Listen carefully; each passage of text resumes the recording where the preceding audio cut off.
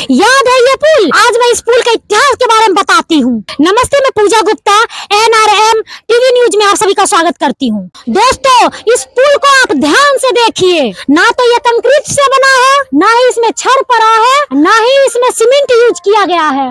ये है प्राकृतिक पुल। आइए इसके बारे में विशेष रूप में हमारे ब्यूरो चीफ शिवम जी बताएंगे। आइए सर, आपका स्वागत है। धन्यवाद। नमस्कार दोस्तों, मैं शिवम कुमार शांति आप सभी का इस NRM टीवी न्यूज में स्वागत करते हैं। और जैसा कि अभी हम इस रास्ते से गुजर रहे थे तो यहाँ पे खगड़िया जिला के अंतर्गत धमारा गांव पड़ता है।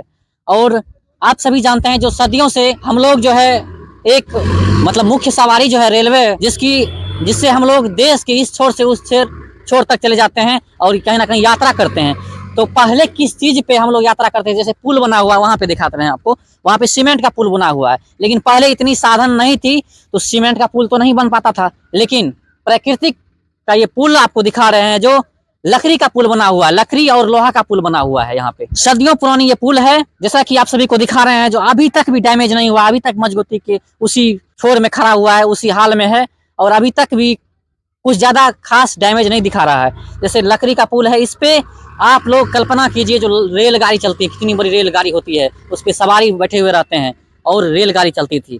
आज हम अपने सहयोगी से, कुछ सहयोगी हमारे, उनसे हम लोग जानकारी लेते हैं। ये जो है पुल कब से बना हुआ है यहाँ पे? सैकड़ों साल हो गया इस पुल को। 20 साल पहले इस पर ट्रेन चल रही थी। मतलब 20 साल पहले भी रेलगाड़ी चलती थी इस पे? हाँ, इस पर चलती थी। आप लोग देखे हैं इस पुल पे यात्रा किए हैं? हाँ, यात्रा किए हैं हम लोग इस पे रास्ता। इसके बाद हुआ पुल बना है छड़ सीमेंट का। ये तो लकड़ी का पुल है, इस पर चल रही थी ट्रेन। अच्छा, इसका यूज तो नहीं हो रहा है, देख रहे हैं जो मतलब लकड़ी का असर रहा है। सरकार को ऐसा कुछ करना चाहिए ना? अभी कुछ नहीं इस पर कर रहे हैं, वैसे पड़ा हुआ है। और हमारे एक और सहयोगी हैं नीरज भाई, जो अभिनेता हैं, कलाकार हैं, उनसे भी हम लोग जानकारी लेते हैं, जो ये भी इस रास्ते से गुजर रहे थे। कहीं ना कहीं इन चीज़ों को दिखाना चाहिए। आज हम देखते हैं जो बहुत सारे पत्रकार रिपोर्टर हैं जो इन चीज़ों को नहीं दिखाते हैं। कहीं ना कहीं हमारी यादें इनसे जुड़ी हुई है। तो भैया आपका स्वागत है।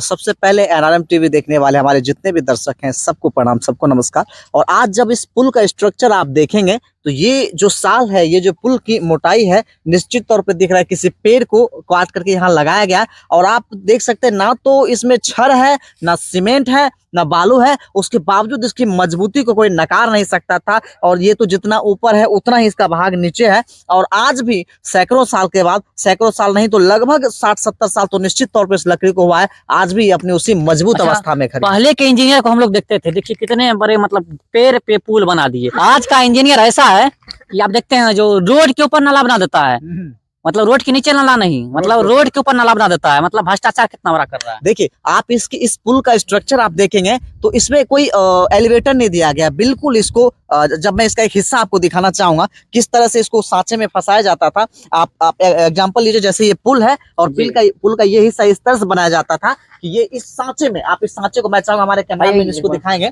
इस सांचे में ये पूरी तरह से फिट बैठ जाता था। और इसके ऊपर से सैकड़ों टन वजनी जो मालगाड़ी होता था वो जाता था और बिल्कुल सुरक्षित रूप से जाता था। वो अलग बात है कि पहले सिंगल लाइन चला करती थी, और सिंगल लाइन और छोटी लाइन उसमें तो और ज्यादा छोटा गेज रहता था जिसमें खतरा बरकरार बना रहता था। लेकिन उसके बावजूद आज भी ये पुल, आज भी ये जो लोहा है, आप इसको देखेंगे तो अपने उसी मजबूत अवस्था में खड़ा है।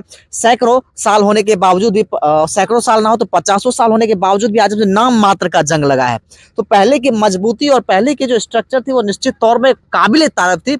और कहीं ना कहीं मुझे लगता है कि यहाँ के बच्चों का, चूंकि खगड़िया जिला में ये पड़ता है, खगड़िया कोसी क्षेत्र है, कोसी का ये इलाका है, यहाँ से नदियां गुजरती है, अभी चूंकि ये सूखा क्षेत्र है, तो यहाँ के बच्चे को भी निश्चित तौर पर इसका दर्शन कराना चाहिए, इसके बारे में बताना चाहिए, उनको अपना इतिहास याद रखना चाहिए।